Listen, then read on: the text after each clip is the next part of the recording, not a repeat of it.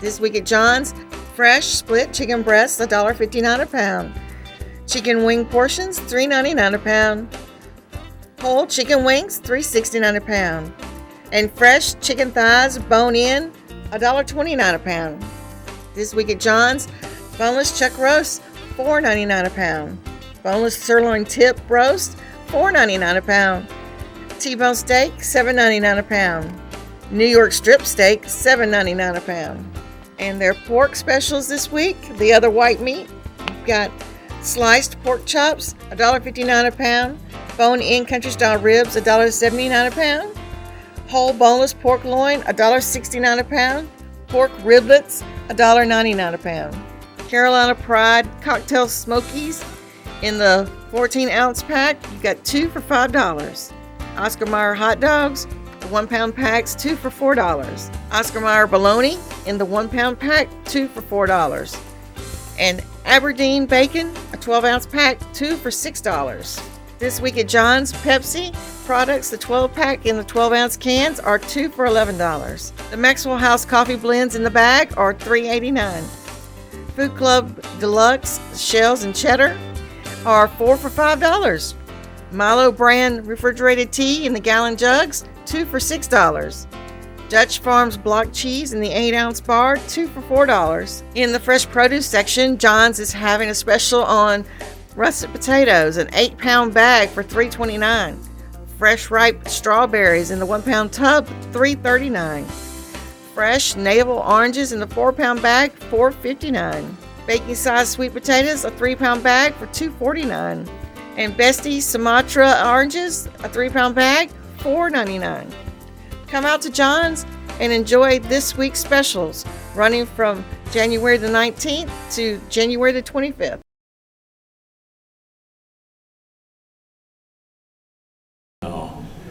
South Broad Street. This is a picture of Billington and his wife, Alice Mitchell Walker. This appeared in the Atlanta paper when their son, Clifford, had been elected governor. Now, B.S. Walker was a native son, and he was graduated from the University of Georgia and was a lawyer. He never sought political office and never held political office. But what he did do for this town, this community, are legend. He was a leader in acquiring the first railroad to come to Monroe. He was founder and one of the founders and president of the Bank of Monroe, which today is Synovus Bank. He remained president of the bank until he died. He was one of the organizers and served as president of the Monroe Cotton Mill. He was the first president of the Cotton Manufacturers Association of Georgia. In 1924, the residents of Monroe named him our first citizen. He did a lot of other stuff for his church and for the community, and like some other citizens that we have had and I've read about and all, what they did was never known until they were gone. You know, it was done behind the scenes. There was no hoopla or whatever about it. Just a good fellow. Yeah, he was of course very well off, and sometimes we are kind of cynical about things like that. But this gentleman used what he had for the good of the community. Richard Russell. Well, everybody knows Richard Russell was from Wyandotte, Bear County, Georgia. Wrong. Bear County didn't exist until 1914, and Richard Russell was born in 1897, I believe. So he was born in Walton County. Before Bear County existed, Jackson County, Gwinnett, and Walton came together just about in the middle of Wyandotte there. And so Governor Russell was born in Walton County. He went on to become a member of the Georgia House of Representatives and then governor of Georgia in 1931 to 33. He was U.S. Senator for 38 years, from 1933 to 1971. During that time, he was chairman of the Armed Services Committee and the Appropriations Committee, and served as President Pro Tem of the Senate. The Russell Senate Building bears his name. All right. Richard Hubbard was governor, but not of Georgia. Richard was born down here too. He was born a little further south than Martha Lumpkin was born, you know, he might have been on the Social Circle Highway rather than Broad Street, but it's all the same thing. Richard Hubbard, after being born in Monroe, moved, I think actually they might have moved to New York. But anyway, he wound up as governor of Texas. He was governor of Texas from 1876 to 1879. And you know Texas likes things big. Well, Richard did not disappoint. He was the largest governor Texas ever had, at somewhere over 400 pounds. Wow. And a really good governor, I read. He did a lot for Texas. Getting away from the governors and talking about some other people that have lived here and done things of worth that mattered. Moyna Michael's got to be close to the top of that list. Moyna Michael, known as a Poppy Lady, was born in this house in Good Hope. By the time she was 15 years old, she was teaching school.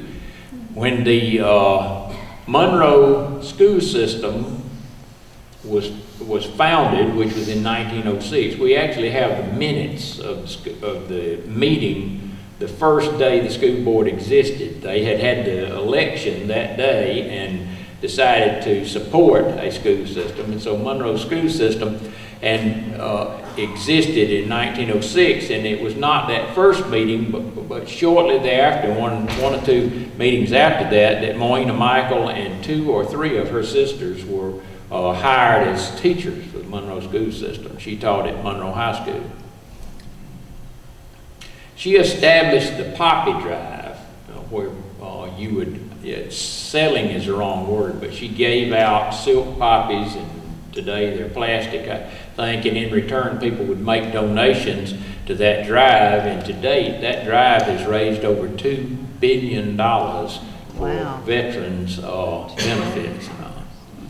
She has her own United States postage stamp, and during World War II she had a Liberty ship that bore her name. She's buried in Rest Haven Cemetery. Dr. Rufus Harris was a native son of Monroe.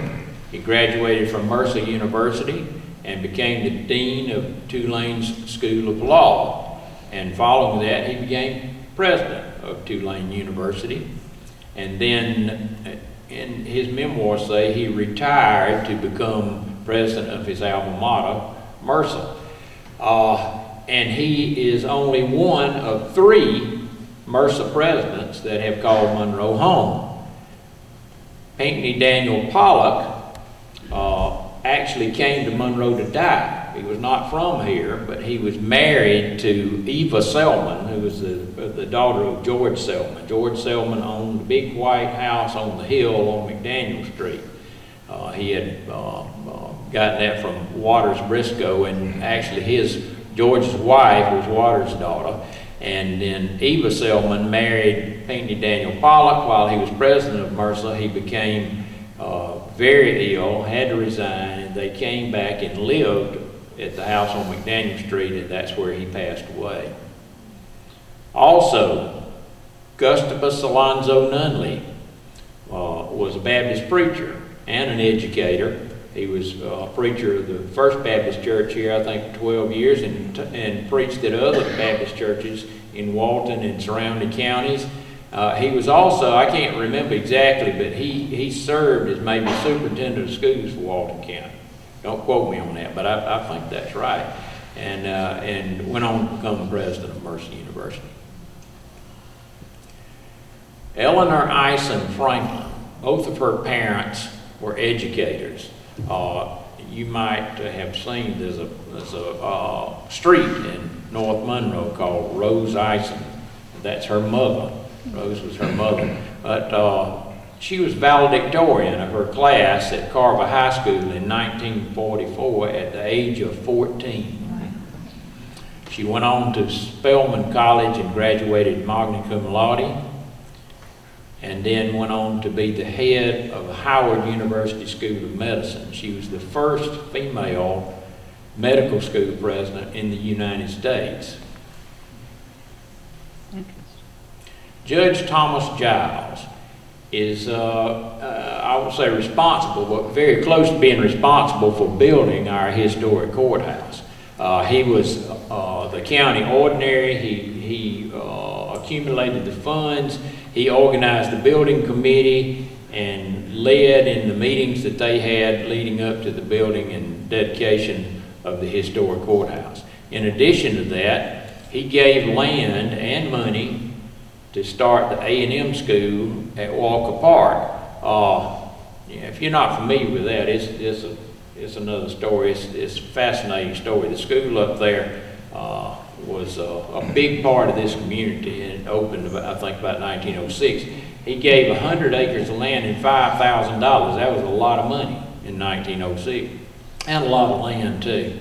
But in addition to that, he set up an educational fund to provide financing for college educations for Walton County students that couldn't afford those. And that fund still gives money to students today.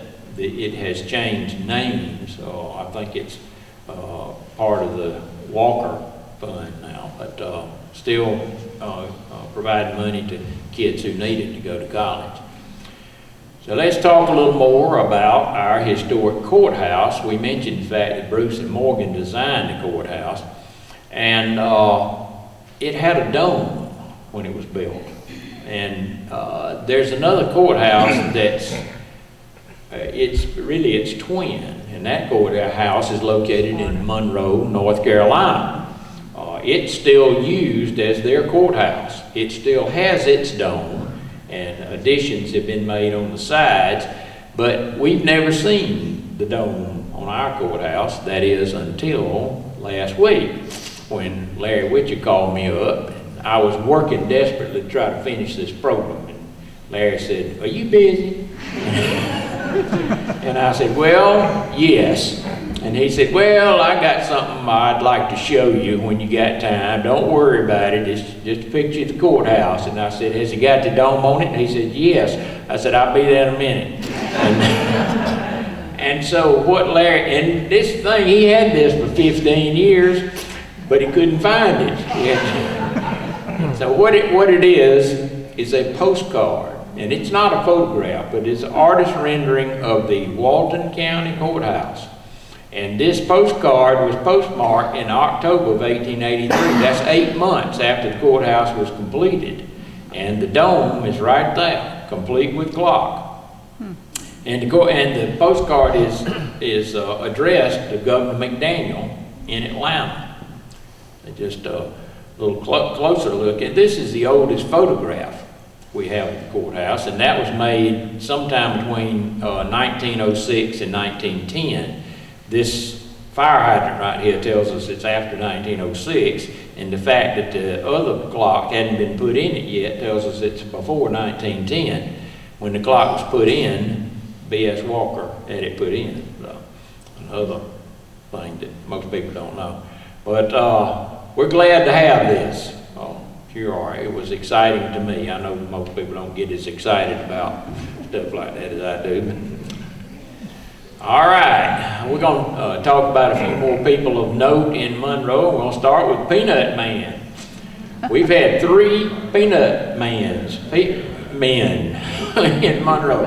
The first was that I know of was Jesse Johnson, who was called the Goober Man. Jesse died in 1941, so it's unlikely that anybody here today remembers him. But most of us who've lived here a while would remember Will Malcolm. Will would walk Broad Street with his sack over his shoulder and sell peanuts, parched peanuts they would call. And he even got on the bus, he'd go to Athens and sell peanuts. And over there, actually, they had Will Malcolm Day in Athens one time. And then Brent Malcolm, actually Brent sold everything, but he did sell peanuts for quite a while and became Monroe's Peanut Man. Charles M. Walker developed Monlin Place, which is Boulevard. It was Monroe's first organized neighborhood. And he was also, he and his wife paid to have a 3rd story added to the First Baptist Church's Sunday school edition and also paid to furnish that. George Nunley was the first Monroe boy killed in World War II.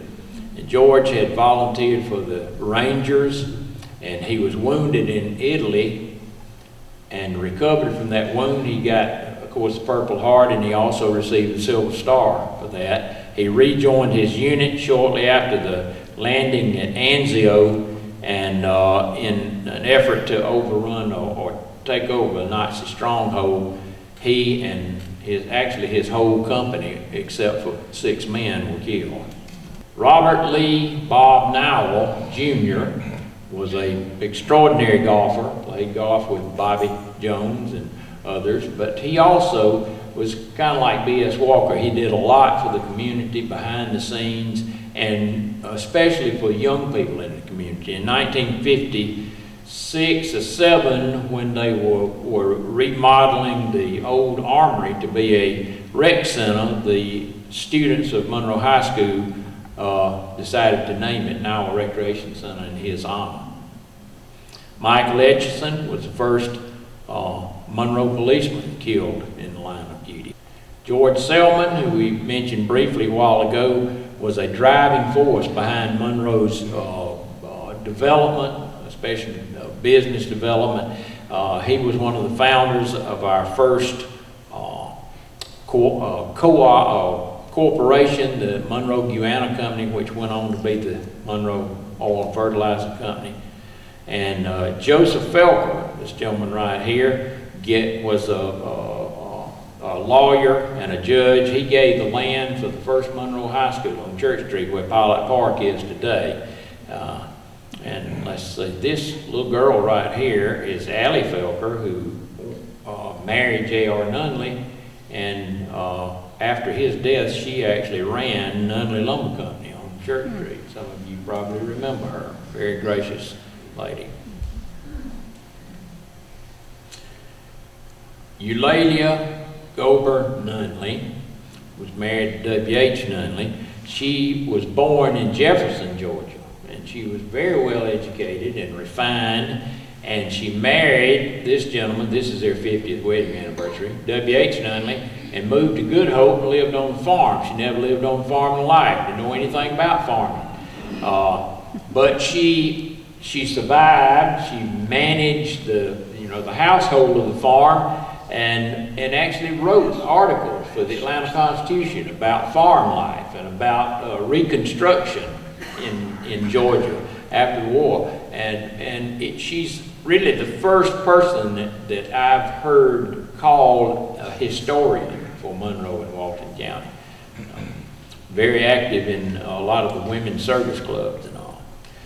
Ernest Camp was publisher of the Tribune for over half a century. He came to Monroe and went to work for the Tribune as editor, and I think 1 year later bought it and managed it up until about 1957 when he passed away.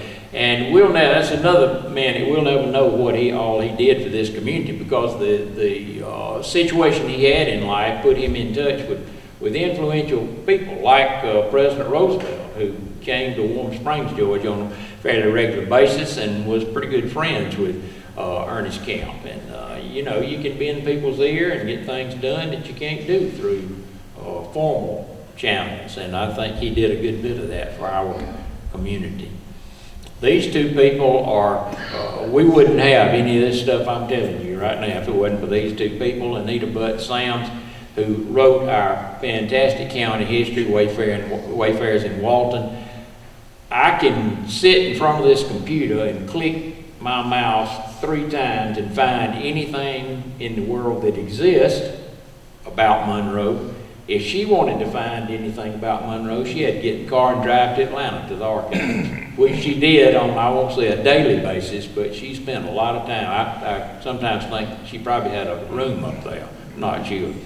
And E.M. Carnes came to Monroe about 1903 on his way to Florida and fell in love and never left.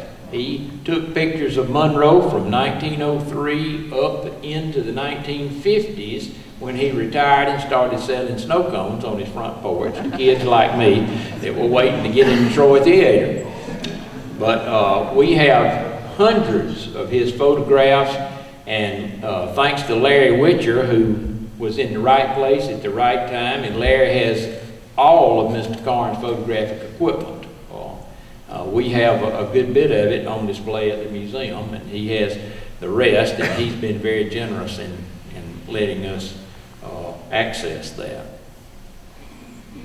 Morris Mendel immigrated from Russia in 1905 to New York, and then shortly thereafter came to Monroe as a peddler, going door to door selling.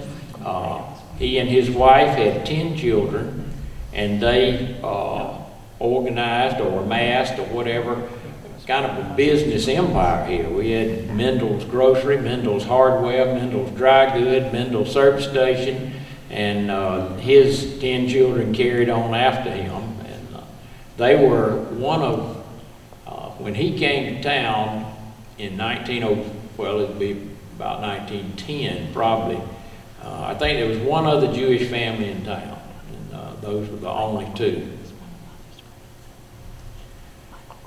General George J Hearn Jr. Had a career in the National Guard that spanned 5 decades, and he was the Adjutant General of Georgia, which is the leader of the National Guard for the state. He was Adjutant General under 5 different governors. That's 5 different politicians that somehow or another he kept happy, or close to it. Harry Lanius and his wife Sally were instrumental in starting the General Charitable Foundation, which had, for one thing, funded the printing of Wayfarers in Walton. It's changed names now, but it still provides grants for many worthwhile organizations and efforts, one being the Monroe Museum. You forgot Michael Greer. And Michael Greer, where is he? Go back. Oh, I just went right over Michael Greer. Michael Greer, born and raised in Monroe, went to Monroe High School, and became I would say almost a world famous interior designer. He designed rooms in the White House for Mamie Eisenhower and Jackie Kennedy, and he had an office, or rather a business, and an apartment on Fifth Avenue in New York, and did designs for movie stars and all those famous folks like that. Okay, moving right along. Harry Lanius and his wife sat, we talked about them, all right. Miss Bessie Cooper, who was a teacher for her whole professional life, went on to become renowned for the fact that she was the oldest living person in the world at the age of 116. And Thomas R. Breedlove, who started Breedlove Dairy north of Monroe up here. A lot of us drank Breedlove's milk when we were in school. And he was the first president of the Walton EMC and was elected to the Georgia Agricultural Hall of Fame. We're going to talk about some events now. And the first is fire. In 1857, Monroe burned all the way from Spring Street right here all the way down to Washington Street, which is out of this picture then. And this picture is long after, this is the oldest picture we got of downtown, but this is about 1910 or so. So we're talking 50 years before this picture. But everything was wooden then, and it all burned. We didn't have a fire department. Some people saved some of their inventory from stores and such, but the town burned down and was rebuilt in brick, which was a good thing, I guess. This was B.F. Stringer's business. He sold harnesses and shoes and leather goods there. He later moved his business to North Broad and sold out to Carl Saw's shoe store, which is the little brick store. It's a beauty parlor now up on north end of Broad Street. And dry goods, this was James Day's business, and all this eventually became Acock's department store. This was Arnold, let's see, Kelly, Arnold Kelly. There's 3 names in here. And I can't remember, but anyway, we're going. This says dry goods. It was not. This is Brelove's Hardware, and this was Farmers Bank on the corner. And one other thing worth noting is this little building right back here, which is the first city hall that we know existed. This was a city hall before 1907. It was a little 2-story building with all the mayor's office and all upstairs. Downstairs was the jail. In 1906,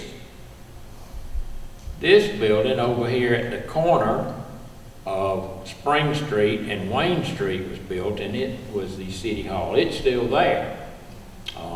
I don't know if there's anything in there now. There's been a church in there for a while, but if you look at the front of the building, you can see there's a garage, like a garage door that's been bricked up, but that was where the fire truck went. Fire department's downstairs, and the city offices and upstairs, and in the back was the jail. If you look on the back end of that building, you can see there's a big steel door back there, and all the windows are small and up high.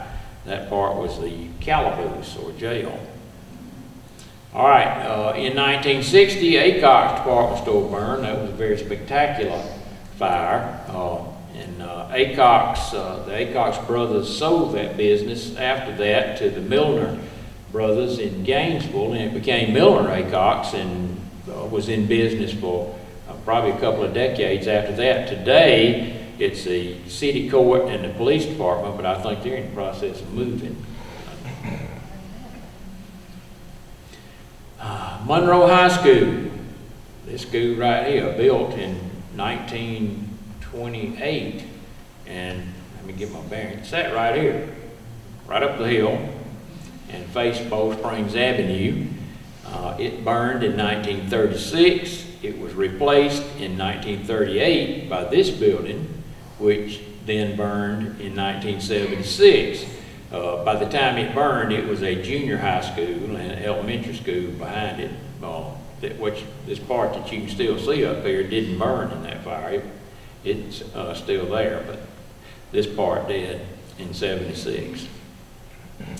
Other eventful things. We had a tornado in 1973 that struck. These pictures are made out on Walton Road, I think.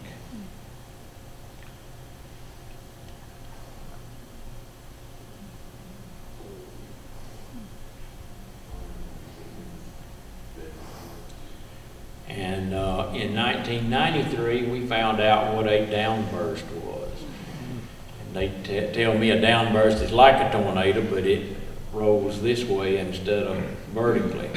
These pictures were made after the downburst in 1993, and you can see that this is the art guild now, and those trees just twisted in half, and the museum.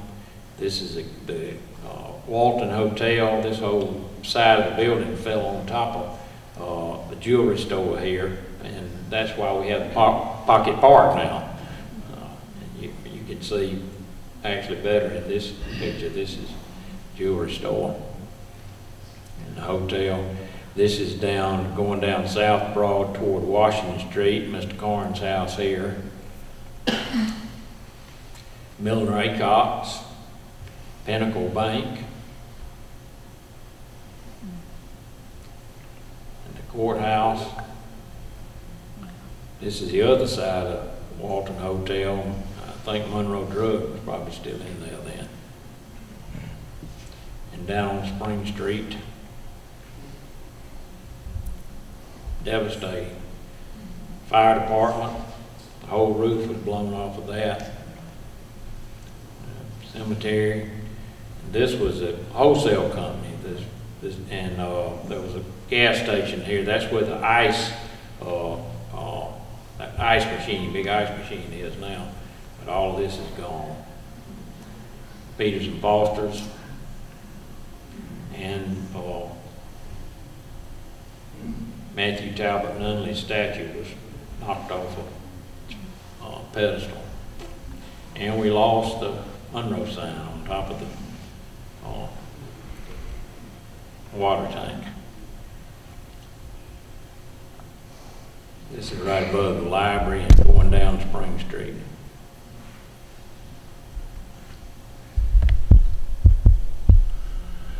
And we've been through a few wars. The Civil War, this is Mr. Garrett, who's the last surviving Confederate veteran in Walton County.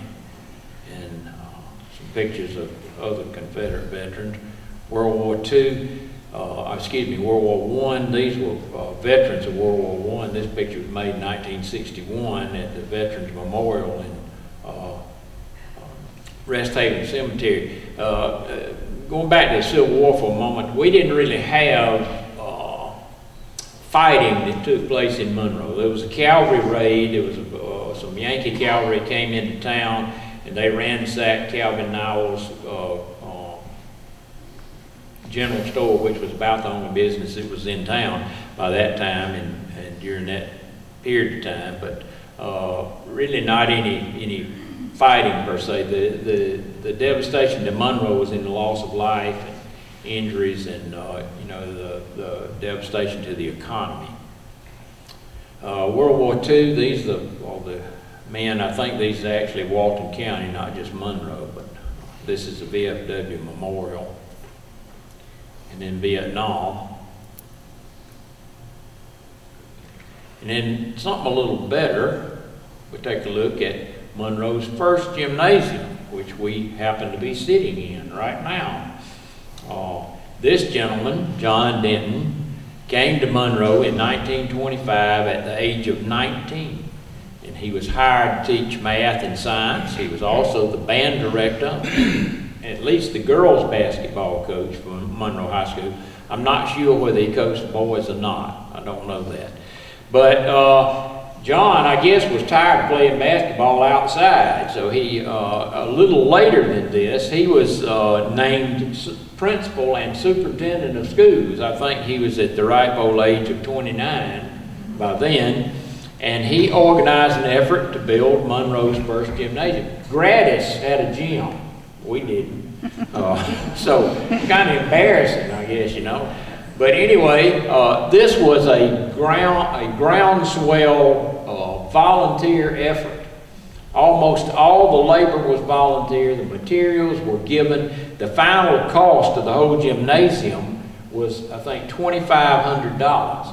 And they built it in 2 months. All the Monroe High School boys gave a week of their Christmas vacation to work on the gym. This is Mr. Denton standing in front of the gym during part of the construction. The gymnasium was opened on February 14th, Valentine's Day, in 1933. And the tragic part of it is that just 2 months later, in April of 33, John Denton died of complications from appendicitis. And his funeral was held in this gymnasium. Standing room only. I asked y'all a while ago who played basketball in here. Yeah. But if you've seen this place 10 years ago, you'd never thought it looked like this. I thought it'd be gone, but it's not, and we're grateful. Monroe's first railroad, and I'm going to talk now. It says right here Monroe's decade of growth. It's actually 2 decades, it's 20 years. But starting in about 1880, Monroe took off. We just kind of been sitting around after the Civil War with not much going on. And then in 1880, we got the Walton Railroad, which came here from Social Circle. So the Georgia Railroad went through Social Circle to Atlanta. And so now we had a spur coming up from there that would help us send stuff places and get stuff from places. This picture right here is actually a picture of the last narrow gauge railroad coming through Monroe, which was a bad thing. We had narrow gauge, and then we had regular or normal gauge, or whatever you call it. So if you were sending something, you had to take everything off one train, put it on another one to get it there. But finally they did away with all the narrow gauge. Had regular gauge. In 1885, the W.H. Nunley Company opened. You may recognize that building. It's Monroe Mercantile now. And Mr. Nunley ran a business there until 1933 when he passed away. This is actually the sale that they had after his death, and the business was sold to Gallant Belt. Gallant Belt was the first air-conditioned business in downtown Monroe. And it was not in 1933 though. And then later it was Buckles Hardware, and I think Peters and Foster's was in there at one time, and now it's the Monroe Mercantile.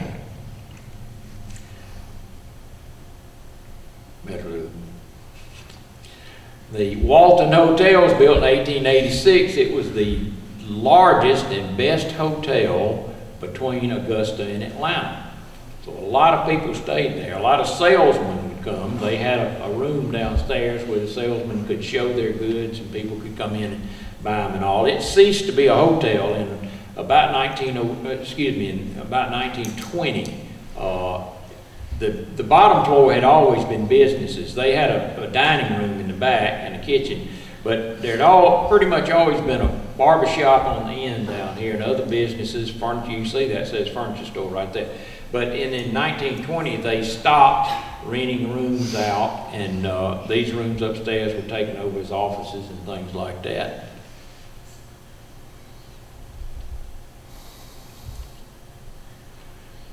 In 1889, the Monroe Guiana Company came into being, and eventually became Monroe Oil and Fertilizer. This was the first corporation in Monroe where stockholders invested their money, and a business was formed rather than just an individual starting a business on his own, or two individuals. And then in 1891, Felker's Bank, which this is the way it looked when it was built before the hotel fell on top of it. And then today, Felker's Bank is our Pocket Park up there. George Felker ran that bank along with his nephew, I believe, Joseph Felker. I showed you his picture a while ago. He gave the land for the school. But it was not a corporation, it was a private bank, and they loaned their own money, which they must have had a lot of. You took a look at that vault they got there. But Bank of Monroe opened in 1891 on Spring Street. This building sat right behind what is the co-op, or the extension office now. And eventually the bank moved up to the corner of Broad Street and Spring Street. And that's J.R. Radford. He was the first of 5 members of the Radford family that served on the board of the Bank of Monroe. Bank of Monroe went on to be the National Bank of Monroe, then the National Bank of Walton County, and today it's Synovus.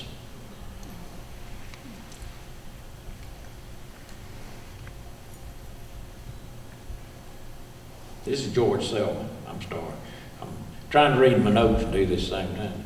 In 1895, Monroe Mill, or as people in town call it, the Old Mill, was founded or built over on Madison Avenue, and gave work to hundreds of people.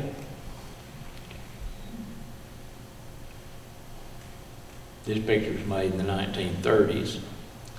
And then in 1896, we became a city. The town charter was surrendered, and we received a city charter, which allowed for much better organization of city government and mayor and city council and things like that. This is a picture of Monroe, and again, looking for things that we can date this by. Here's a street light. So it's after 1906 when we got electricity in Monroe. And this is just standing close to Washington Street and looking north. And if you look over here, this would be the Day Avery Company, and then the Niall Arnold Kelly. That's the 3 names I was trying to think of. This is, what is that? Rents is in there now. If you go in Rents and ask to use the restroom, you go in the restroom, the Niall Arnold Kelly safe is in their restroom. And then next up here is Breedlove's Hardware, and then the Farmers Bank on the corner. And if you cross Spring Street This building, which is Coffee Camper now, that would have been Felker's Hardware. Joseph Felker owned that also. It had been originally been a livery stable. Fancy thing. It had an elevator. It's 2 stories. You could keep your carriage or your buggy or whatever in there, and horses, whatever. And then going on past that is the B.S. Walker block, which is 3 buildings with a tattoo parlor and Little Italy restaurant, and then one other that I don't know. Those 3 buildings.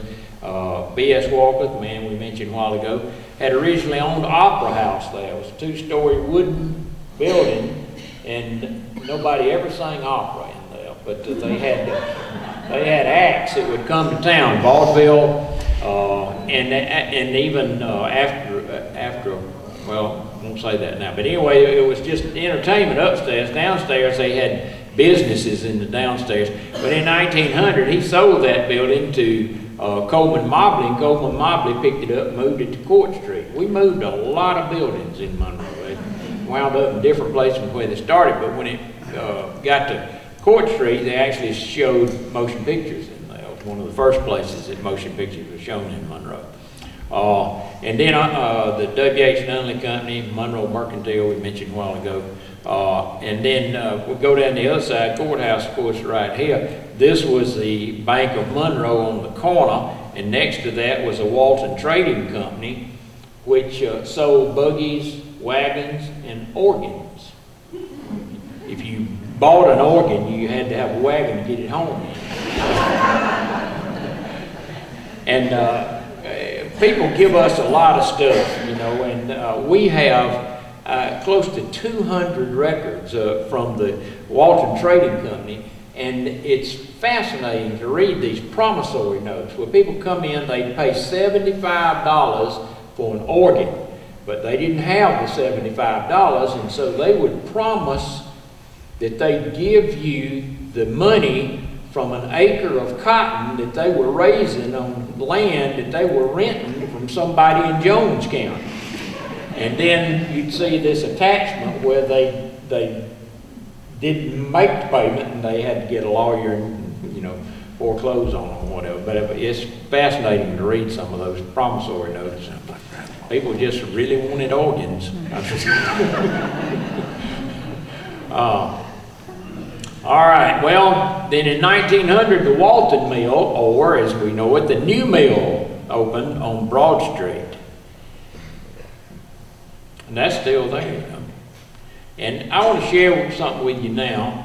A few years ago, we had a mill reunion. We had it down where Monroe Country Day was and Johnson Institute. And I interviewed a little lady, May Wallace, who worked at the mill.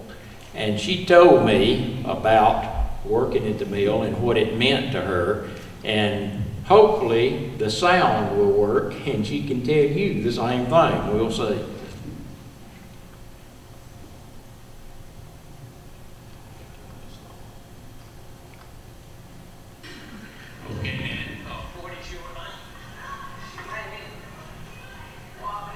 Can y'all hear that?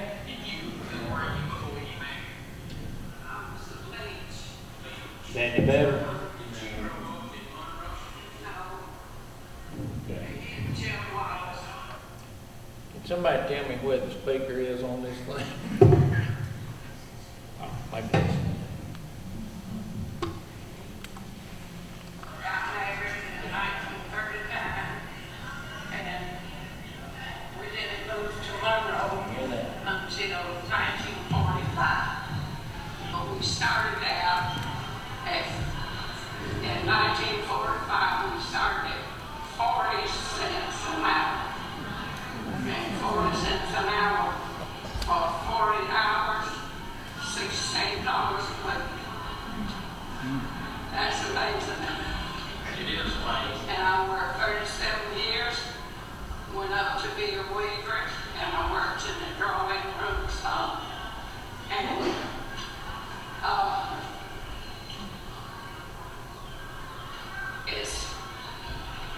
It's just breathtaking to think about all of that back there, but after we got promoted, they let us move in our children was getting on up toward teenage, and we needed a house with 2 bedrooms. Why did you decide to stop farming? Well, we were so poor, and we just worked on ag. We didn't own no farm. We just rented a farm and worked and had to get paid before we made it to the one that owned it. Right. And you can't do much like that. Farming is, if you have a good sale of cotton, and there was some time, you know, and we did that 2 or 3 years after we married, and we did pretty good at it. One year we raised 6 bags of cotton. But we felt like that we wanted somewhere to have a paycheck, you know, each week. We really liked it when we come to the mill and getting a paycheck every week, even though it started out at 40 cents an hour. Do you remember what your rent was? Yes, sir, I do. On Mill Street, North Street, it was $2.50 a week for a 3-room house. And when we moved to Mill Street, where my 4-room house is now, it was $4.50 a week taken out of his check. Or had you got that thing? We were such good hands, it wasn't too long till we got some promotions. Yeah. He was promoted to run the timing machine, and I was promoted to be a weaver. Weaver is your top job. Yeah. And we did very well after we got promoted, but we started out pretty slow. I wish some way, somehow, that you could go right down Mill Street. It's about 4 houses right down through there on Mill Street. I got into this time and lay off in full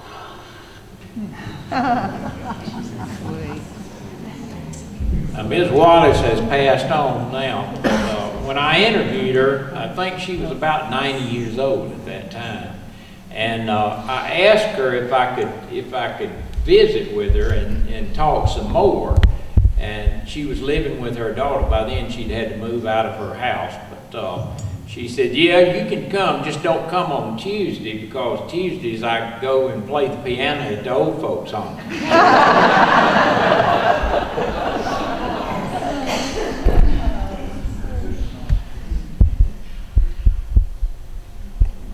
Okay, Farmers Bank opened in 1900 and didn't look like that. It was remodeled, I think, in 1940 or 41, and that exterior put on it. All of these things that happened in this 2-decade period from 1880 to 1900 were in large part brought about by cotton. Cotton has been king in Walton County. Walton County has been one of the top 2 or 3 counties in cotton production in the state of Georgia, going back, I guess, to the Civil War or thereabouts.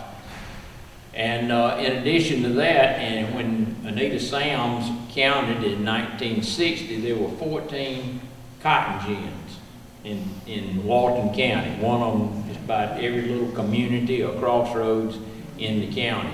This is a picture of Bradley's gin right here. In addition to that, we had 2 cotton mills. Not many towns had 2 cotton mills. I don't know if another town had 2 cotton mills, but we did, and they employed hundreds of people. And,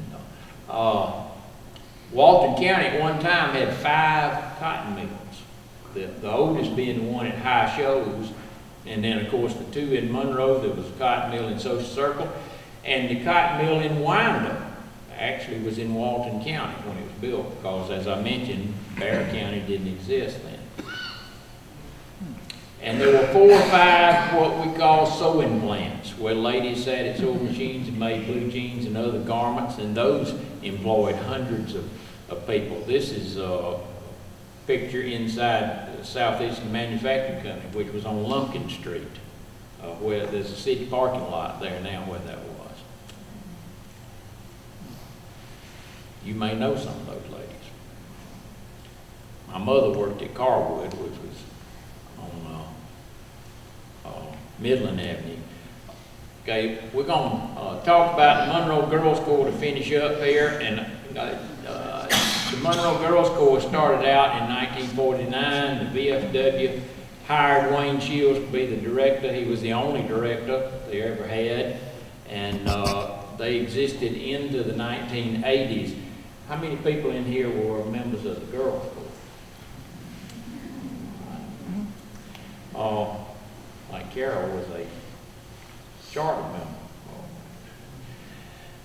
Now, if you didn't live here during the time of the Girls Corps, it's hard for you really to realize what it meant to this town. But if you couldn't get away from it, you couldn't get around it, and it provided such an opportunity for the girls that were members of this organization.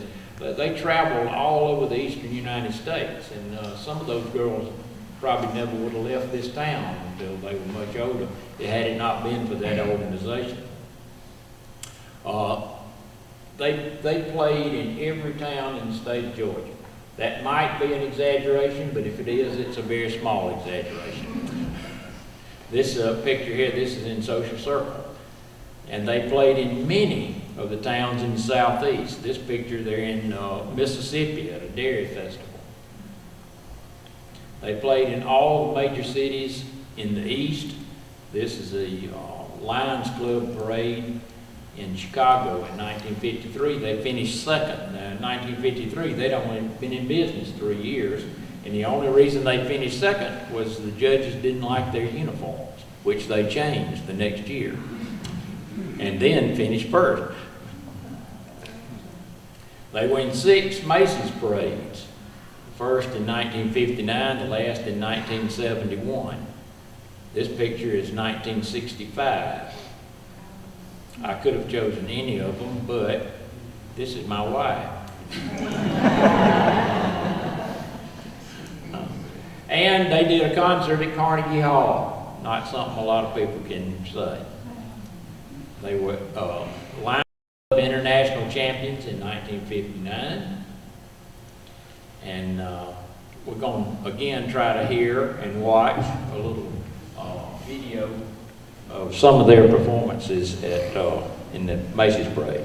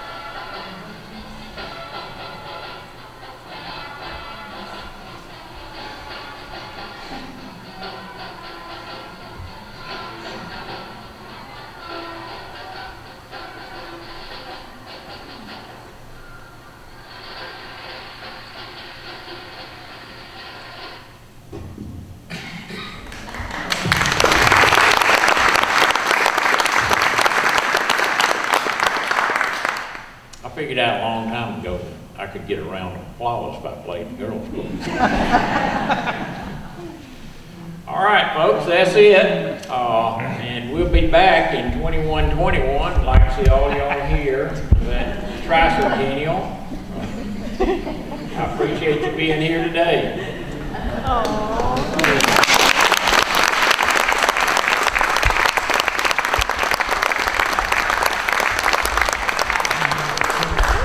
Making it green is making sure the air in your home is healthy for your family to breathe. Make sure you test your home for the presence of radon. It's easy. To learn more, call 866-730-GREEN. Preserve your family's health and well-being. Get your home tested. Now that's living healthy and green. Green, green, green. It's your home, it's your dream. Radon test and keep it healthy and clean. Make it green, green, green. To learn more, call 866-730-GREEN. This week at John's, fresh split chicken breasts, $1.59 a pound. Chicken wing portions, $3.99 a pound. Whole chicken wings, $3.69 a pound. And fresh chicken thighs, bone-in, $1.29 a pound. This week at John's, boneless chuck roast, $4.99 a pound. Boneless sirloin tip roast, $4.99 a pound. T-bone steak, $7.99 a pound. New York strip steak, $7.99 a pound. And their pork specials this week, the other white meat, you've got sliced pork chops, $1.59 a pound. Bone-in country style ribs, $1.79 a pound. Whole boneless pork loin, $1.69 a pound. Pork riblets, $1.99 a pound. Carolina Pride cocktail smokies in the 14-ounce pack, you got 2 for $5. Oscar Mayer hot dogs, the 1-pound packs, 2 for $4. Oscar Mayer bologna in the 1-pound pack, 2 for $4. And Aberdeen bacon, a 12-ounce pack, 2 for $6. This week at John's, Pepsi products, the 12-pack in the 12-ounce cans are 2 for $11. The Maxwell House coffee blends in the bag are $3.89. Food Club Deluxe shells and cheddar are 4 for $5. Milo brand refrigerated tea in the gallon jugs, 2 for $6. Dutch Farms block cheese in the 8-ounce bar, 2 for $4. In the fresh produce section, John's is having a special on russet potatoes, an 8-pound bag for $3.29. Fresh ripe strawberries in the 1-pound tub, $3.39. Fresh navel oranges in the 4-pound bag, $4.59. Baking size sweet potatoes, a 3-pound bag for $2.49. And Bessie Sumatra oranges, a 3-pound bag, $4.99. Come out to John's and enjoy this week's specials, running from January the 19th to January the 25th. Where do you come alive? A stadium, lecture hall, a music hall, church potluck? This year, you have a new spot, walkgeorgia.org, a free website that provides you with all the resources needed to get your heart rate up and body out in your community. Sign up and receive individual or group fitness tracking, fitness demos by certified trainers, recipes, and a guide to resources in your Georgia County, all in one easy-to-use site. When you move more, you live more. walkgeorgia.org.